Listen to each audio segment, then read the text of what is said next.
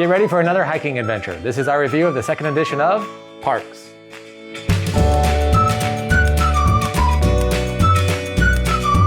Parks is a set collection game about visiting the US national parks. And I think this version is just brighter in colors, or just overall just like brighter and vibrant. And I really like that. Parks is one of my favorite games, so I was really looking forward to seeing the second edition, and it maintains a lot of the things that I really enjoy about the first edition of Parks, but there are some changes that I'm not a huge fan of. We'll go over all of it after this quick how to play. The second edition of Parks is played over 3 rounds with players moving their hikers along the trail on their turn. Players will perform the trail site action on the locations where they move their hikers. At the start of each round, the trail site actions are rearranged to mix up the options that the hikers have. Some trail sites give resources, and others allow players to buy gear, take photos, and visit parks. When visiting parks, players will trade in the necessary resources to visit as many of the parks that they can afford, and then add it to their collection to score at the end of the game. After all players finish the trail in a third round, the game ends. Players add up their scores from visited parks, photos, season bonuses, passion cards, and the first player marker. Player with the most points wins.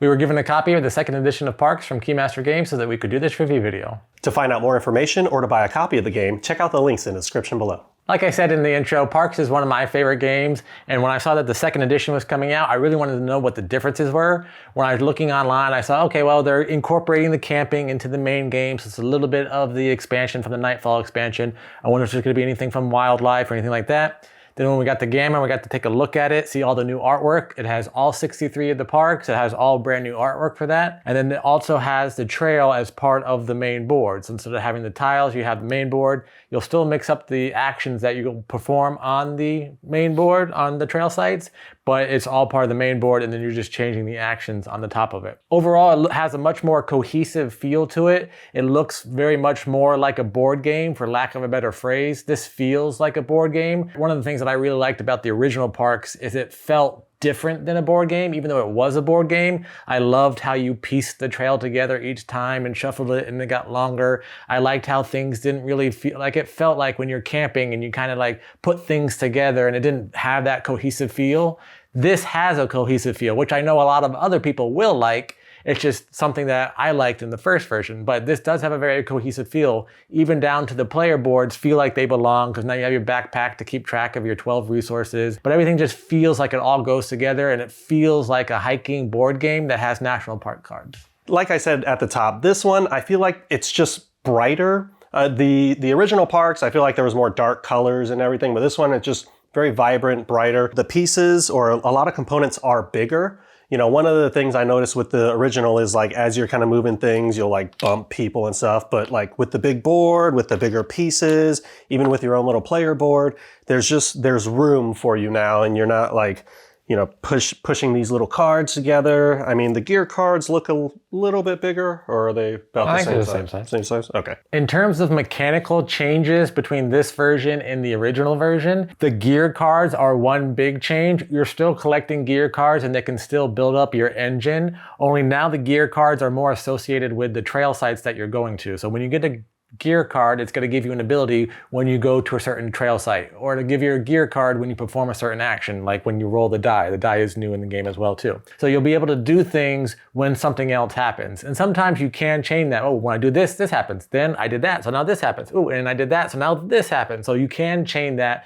and you can have some fun with it. However, I do miss the old engine building of the original gear cards, or at least the strong cards, the 3-star cards, or the 3-sun cards in the original game, where you can build up your engine to make parks cost less, because then you could really go through the trail, not have to worry about hitting all the resources, and still be able to get those cards when you hit the park's actions. So with those types of abilities, I felt like it was very important to time when you hit the park's action to be able to get the parks.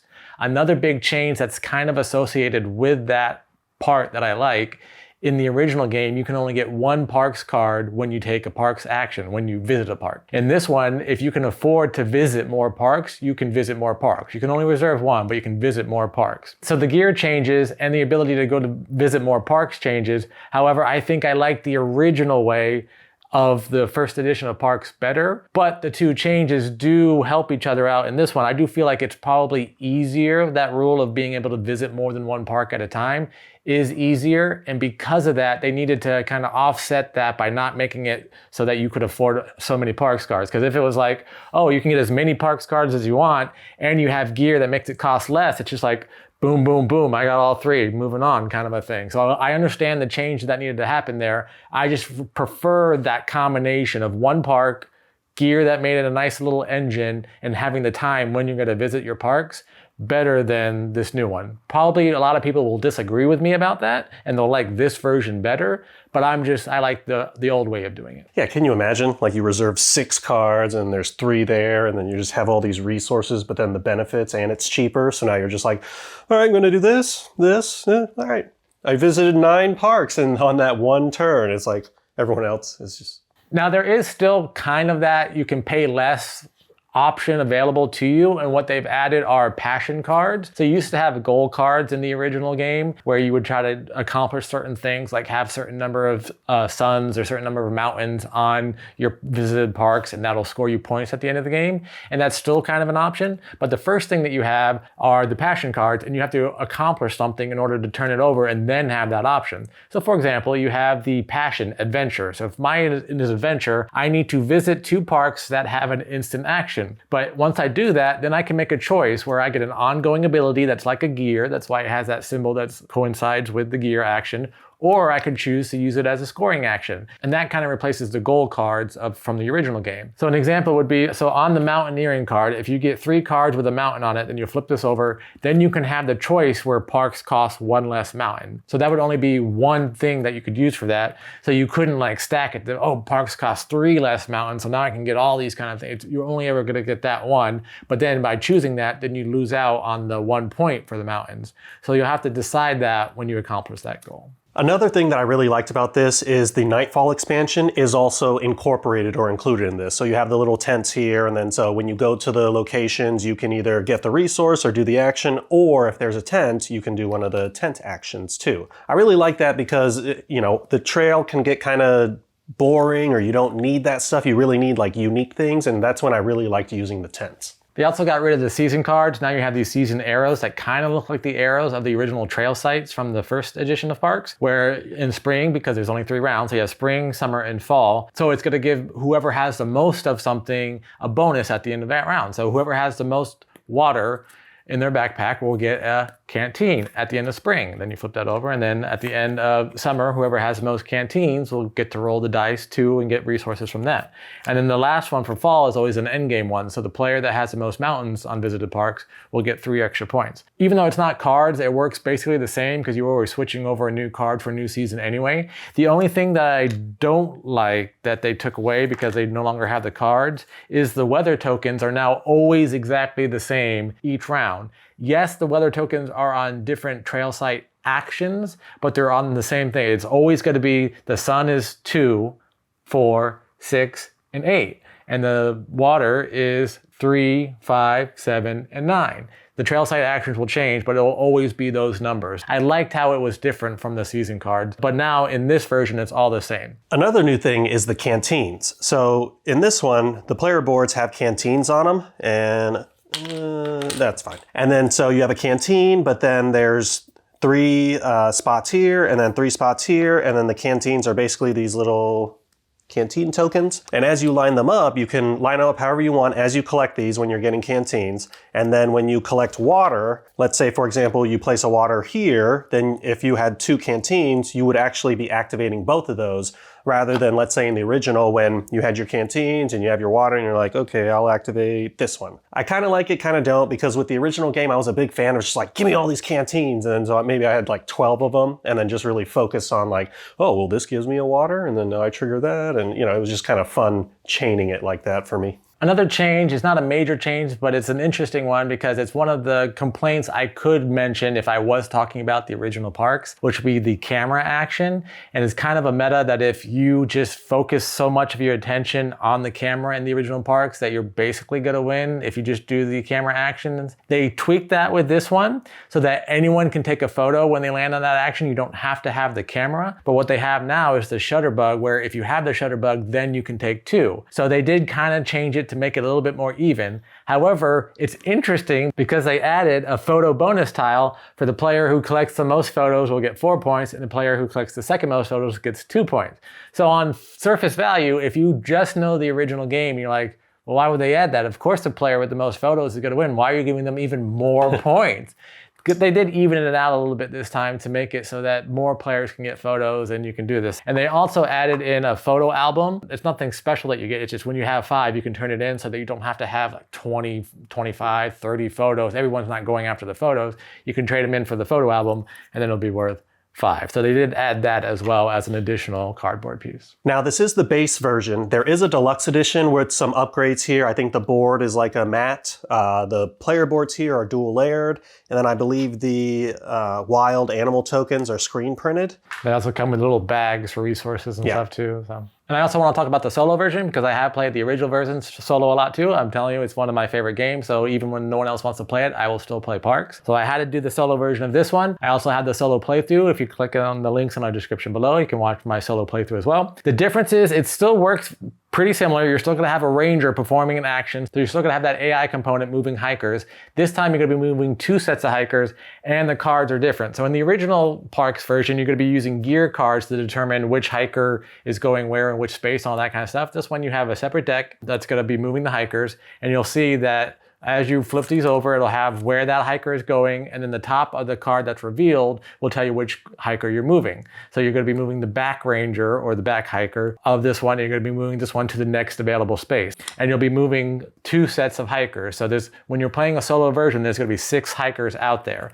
And I found that these cards mixed with what they do, basically they just take up spots that you can go to and you'll have to use your campfire, or they cycle through parks when they land on a park spot, or they cycle through gear when they land on the gear spot, or they take up the bonus spots when you get to the end of the trail. That's basically all they do. They're taking up spots for you, and then the end game scoring is you're trying to beat a certain score to become an adventurer or a trailblazer or something like that. So I think I like this solo version better in terms of these park cards and how you're playing it and how it's going. I think I would like the original components and the original setup of the original game, but I like the solo rules better in this version. Could you use that for the other? I'm sure I could probably come up with a house rule and use it. Another thing with the solo, at least it's listed in the solo rules, but you can also play with these in the regular version if you really want to mix it up, are the volunteer projects. So you have these volunteer projects that make the solo harder. So basically they all add stipulations to your solo game as you're playing. You could add them to a regular game as well if you want to. For example, if you had the wildlife conservation, you can never have more than 1 wildlife token in your backpack. So throughout the game, you can never have more than 1 of the wild tokens, which count as any of the other ones. So I like some of these stipulations that you have. It really does make it interesting. And the more of these that you play with, the more difficult level of the solo it is, or the more interesting it would be in multiplayer. So I really like the addition of the volunteer project cards, and I really like the new version of the solo. I thought those were good changes.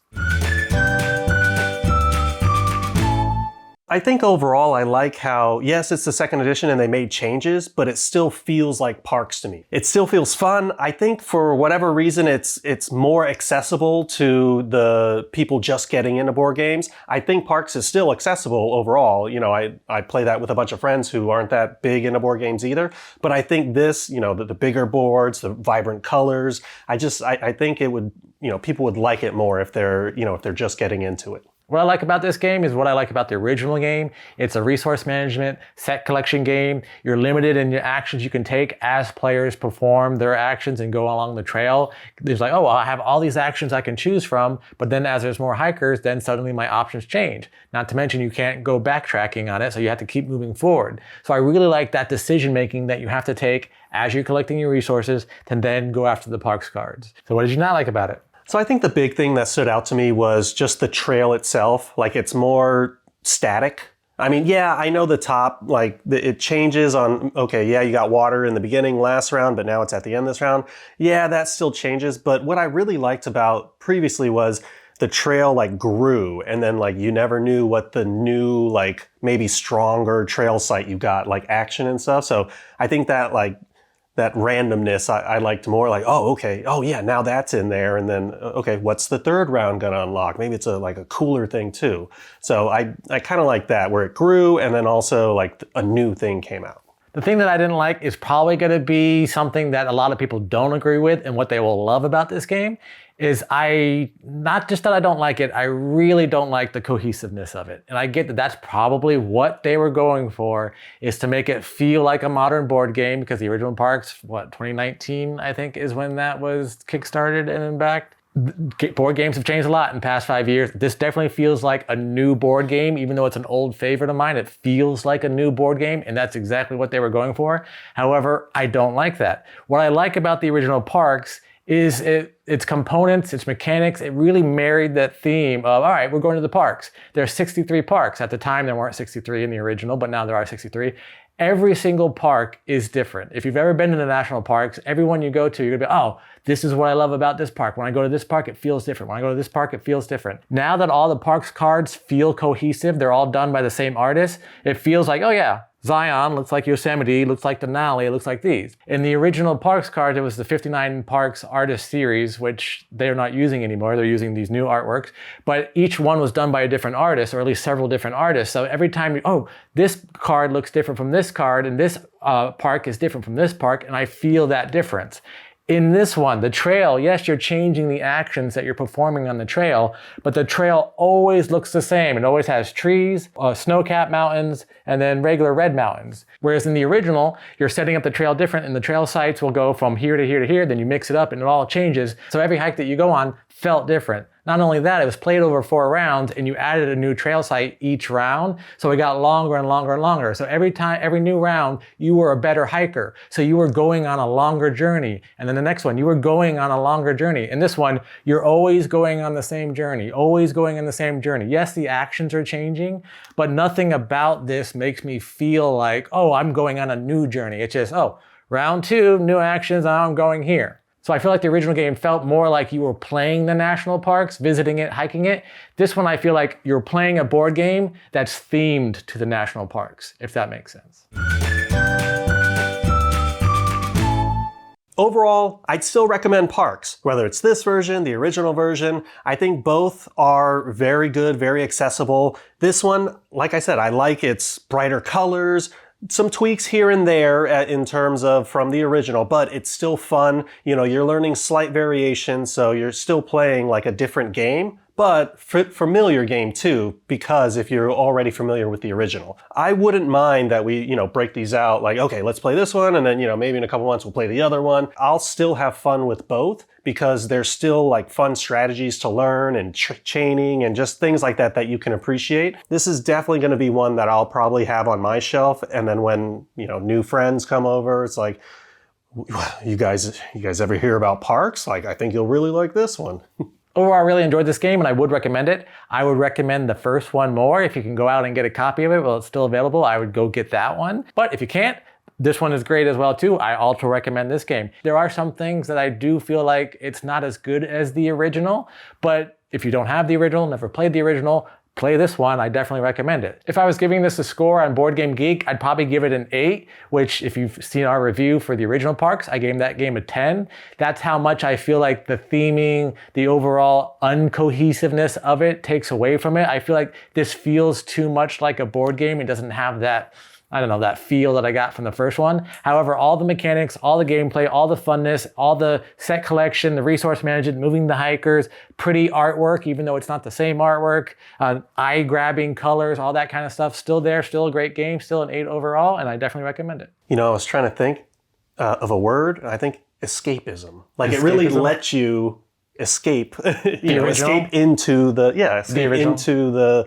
world of Parks. Like it really fed that escapism need, or that of why we play board games or watch movies or whatever. And that was our review of the second edition of Parks. What'd you think? You ready to lace up your boots again and go hit the trails? Let us know in the comments below. Once again, we'd like to thank Keymaster for sending us a copy so that we could do this review video. And as always, if you're enjoying our content, please like this video and subscribe to our channel. Until next time, I'm Lee. And I'm Kenny. I go party like a board gamer.